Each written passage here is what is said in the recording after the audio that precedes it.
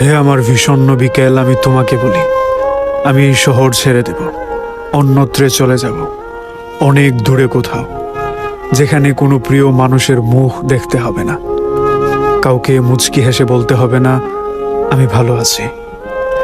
হে আমার ক্লান্ত দুপুর, আমি তোমাকে বলছি, এই শহরে প্রতিনিয়ত মরে মরে বেঁচে থাকার চেয়ে আমি মরে যেতে চাই। হে আমার সৃষ্টিকর্তা, তুমি আমাকে মৃত্যু দাও।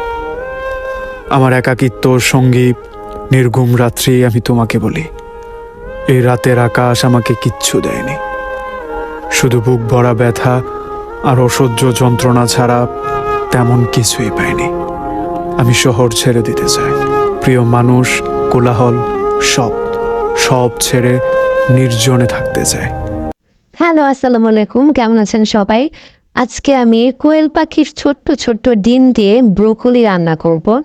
তো ভ্লগের শুরু থেকে শেষ পর্যন্ত থাকেন, লাস্টে একটা সারপ্রাইজ আছে।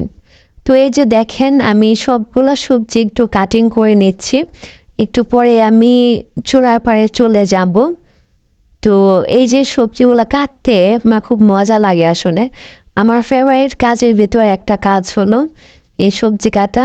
তো যারা যারা আমার ভিডিওটা দেখতেছেন, তারা কে কে আমার মতো এরকম সবজি কাটতে পছন্দ করেন কমেন্ট করে জানাবেন। তো জানুয়ারি মাস প্রায় শেষের দিকে, আর মাত্র 2 দিন মনে হয় আছে। তারপরে ফেব্রুয়ারি মাস আসতেছে। ফেব্রুয়ারি মাস তো পুরাটাই শুধু উৎসব আর উৎসব। বিভিন্ন day, kiss day, hug day, তারপর chocolate day, flower day, rose day, আর হচ্ছে মানে কত কি ডে আছে, ভ্যালেন্টাইন্স ডে, 21শে ফেব্রুয়ারি। এই যে দেখেন কোয়েল পাখির ডিম, এ তো আমি এটা এখন একটু হলুদের সাহায্যে এটা আমি সিদ্ধ দিয়ে দিছি। তো আর এখানে হচ্ছে পেঁয়াজের ফুলগুলো একটা ঝুড়িতে নিয়ে নিছি, আর কেটে রাখা টমেটো, আর কেটে নিচ্ছে যে ধনিয়া পাতা। ধনিয়া পাতা কিন্তু বাজারে খুব সস্তা যাচ্ছে, এতটুকু ধনিয়া পাতা মাত্র 10 টাকা দিয়ে আমি আনছি। তো অনেকেই দেখতেছি যে মানে ধনিয়া পাতা এগুলা রিজার্ভ করে রাখতেছে সারা বছর খাওয়ার জন্য। ওরকম করা যায় আসলে, কিন্তু আমি তো সময় পাইতেছি না দেখে আসলে করতেছি না। এই যে দেখেন, আমি রান্নার আয়োজন এখানে সাজিয়ে নিয়েছি। কোয়েল পাখিগুলোর ডিমগুলা সিদ্ধ করে আমি এই যে এরকম একটু ভাজা ভাজা করে নিচ্ছি, ফ্রাই করে উঠে রাখবো। যে কোয়েল পাখির ডিমগুলো আমি ভাজার পরে যে দেখেন পেঁয়াজটা দিয়ে দিলাম।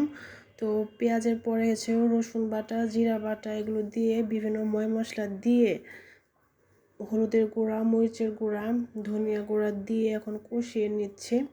তো কষিয়ে নেওয়ার পর আমি ফার্স্টে এটার ভিতরে অ্যাড করে দেব হচ্ছে কেটে রাখা আলু। এই যে দেশি আলু দেখেন, আমি কিন্তু চামড়াটা ফেলি নাই, কারণ এই নতুন আলুটা না চামড়া খাইতেই মানে চামড়া সহ খাইতে বেশি মজা লাগে।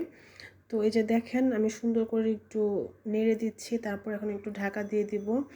ঢাকনাটা তুলে আবার এটার ভিতরে অ্যাড করবো হচ্ছে কাঁচামরিচ, তারপরে দিয়ে দিলাম এই যে পেঁয়াজের ফুলটা, পেঁয়াজের ফুল বা পেঁয়াজের কলি আমরা যে যেটা বলি আর কি। তো তারপর আর একটু ঢাকা দিয়ে তারপর দিয়ে দিব হচ্ছে টমেটোটা। টমেটোটা অ্যাড করার পরে একটু সুন্দর করে নেড়ে দিব আলতো হাতে, তারপর আবার ঢাকা দিয়ে দিলাম। আমি লবণ অ্যাড করতে ভুলে গেছিলাম, তো লবণটা দিয়ে দিলাম। তো এই তো আমি এখন একটু নেড়ে তারপর আবার ঢাকা দিয়ে দেব। এই যে দেখেন আমার সিদ্ধ করে রাখা ব্রোকলিগুলো আমি এই মুহূর্তে দিয়ে দিচ্ছি। তো ওই বাকি সবজিগুলো সিদ্ধ হওয়ার পরে কিন্তু লাস্টে এটা অ্যাড করলাম আমি, কারণ এটা যেহেতু আগে থেকে সিদ্ধ করাই ছিল। ব্রোকলি কিন্তু আমার একটা খুব প্রিয় একটা সবজি। মানে ফুলকপির চাইতে ব্রোকলি আমার কাছে বেশি ভালো লাগে। আর এই ব্রোকলির দাম ছিল মাত্র 30 টাকা। শীতকালে আসলে সব সবজি খুবই সস্তায় পাই আমরা। আর এই যে ভেজে রাখা ডিমগুলো উপর দিয়ে দিয়ে দিলাম, দেখেন কি কিউট কিউট ছোট্ট ছোট্ট ডিম। আর এই ড্রেসটা আজকে ডেলিভারি ম্যান দিয়ে গেছে। আমার হচ্ছে ম্যারেজ ডে ছিল কিছুদিন আগে, তো আমার হাজব্যান্ড এটা আমাকে গিফট করেছিল অনলাইন থেকে।